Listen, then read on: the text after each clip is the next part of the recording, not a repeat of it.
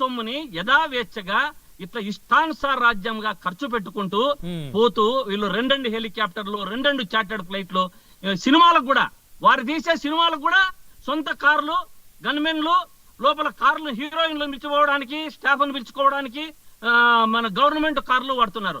దాని మీద కోర్టులో కేసు కూడా నడుస్తా ఉంది కదా, కోర్టు కూడా చీవాట్లు పెట్టింది కదా, కోర్టు కూడా మొటిక్కా వేసింది కదా. ఇటువంటివన్నీ ఎవరు చేస్తున్నారు? అధికార మదముతో ఇది చెయ్యడం తప్పు. అధికారం లేనప్పుడు ఎన్నైనా మాట్లాడచ్చు, అధికారం ఉన్నప్పుడు చాలా జాగ్రత్తగా మసులుకోవాలి.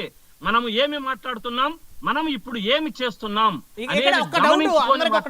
అది ఖచ్చితంగా మీరు అన్నదాన్ని నేను యాక్సెప్ట్ చేస్తాను, దాన్ని నేను ఎక్కడ వ్యతిరేకించను. మీరు ఏదైతే క్వశ్చన్స్ రైజ్ చేశారో అయితే మరి జగన్మోహన్ రెడ్డి గారికి కూడా వర్తిస్తుంది కదా.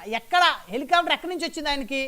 మాజీ ముఖ్యమంత్రి హెలికాప్టర్లో ఎందుకు తిరుగుతున్నాడు? అన్ని డబ్బులు ఎక్కడి నుంచి వచ్చాయి? అంటే ఆయన కారులో తిరగలేడా? హెలికాప్టర్లో ఒక మాజీ సీఎం ఒక ఎమ్మెల్యే హోదానే కదా ఈరోజు ఆయనకుంది. ఒక ఎమ్మెల్యే హెలికాప్టర్లో తిరుగుతున్నాడంటే ఈ దేశంలో ఎక్కడ ఉందా అది? అదండి, ఎమ్మెల్యే హెలికాప్టర్లో అంటే అది సొంత ఖర్చులతో తిరుగుతున్నాడు. పార్టీ నడపడానికి 10 మంది ఉంటారు, పార్టీ నడపడానికి ఎన్నెన్ని కార్యక్రమాల్లో చేస్తుంటారు, పార్టీ కలపడానికి నిధులు వస్తాయి చేస్తారు. గానీ మనము ఎట్లంటే అట్లా ఇట్లా గవర్నమెంట్ ప్రజాధనాన్ని అతను వినియోగించుకోవడం లేదు కదా. పార్టీ ఫండ్ ఉపయోగిస్తున్నాడు అయితే హెలికాప్టర్ కి కాదండి, పార్టీ డబ్బు సొంత డబ్బును వినియోగించుకున్నాడు జగన్మోహన్ రెడ్డి. వీళ్ళ మాదిరి ప్రజల డబ్బు ఉపయోగించుకోవడం లేదు కదా అని అడుగుతున్నా. ఖచ్చితంగా దీన్ని నేను ఎక్కడా కూడా వ్యతిరేకించను మీ స్టేట్మెంట్. అయితే ఎలక్షన్ కు ముందు 2024 ఎన్నికలకు ముందు పవన్ కళ్యాణ్ గారు ఆయన స్పెషల్ ఫ్లైట్ లో వెళ్ళాడు. ఒకటి ఆ ఎపిసోడ్ లో ఆయనకి ఎక్కడివి ఇన్ని డబ్బులు, స్పెషల్ ఫ్లైట్ లో ఎలా వెళ్తాడు?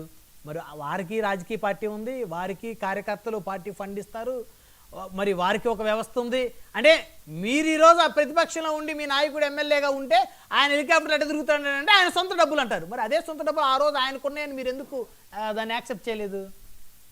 ఇప్పుడు నేను చెప్పేది ఒకటే, పార్టీ మేము ఎప్పుడు ఆయన తిరుగుతున్నప్పుడు హెలికాప్టర్ సొంత డబ్బులతో తిరగమని ఎవరు అడుగుతారు? అడిగారు వైసీపీ, మీరు అడగలేదులేండి, మీ పార్టీలో కొంతమంది అడిగారు. ప్రభుత్వ డబ్బుతో తిరుగుతున్నాడు కాబట్టి ఇప్పుడు తప్పది. ప్రజల సొమ్ము ఇద్దరిద్దరు ముగ్గురు, ఒక మంత్రి తిరుగుతున్నారు, ఒక డిప్యూటీ సీఎం తిరుగుతున్నారు, ఒక సీఎం తిరుగుతున్నారు. ఏందండి 3 ఫ్లైట్లు, 3 చార్టర్డ్ ఫ్లైట్లు, 3 హెలికాప్టర్ల? ఎవరి సొమ్ము అనేది వాళ్ళ సొమ్ముతో తినమని చెప్పండి, తిరగమని చెప్పండి. ఇప్పటికీ ఈ రోజుకి కూడా నేను చాలా సార్లు అడిగా, దీనికి ఎవరు క్లారిటీనే ఇవ్వడం లేదు. వీళ్ళు ఇవ్వడం కాదు, డిప్యూటీ సీఎం గారి దగ్గర నుంచి రావాలి. ఆఫీసు కార్యాలయాల్లో 2 ఫోటోలు ఉన్నాయి, ఫోటోలు తీసేయాలి. డిప్యూటీ సీఎం గెజిటెడ్ గా మనకు రాజ్యాంగంలో డిప్యూటీ సీఎం పదవే లేదు.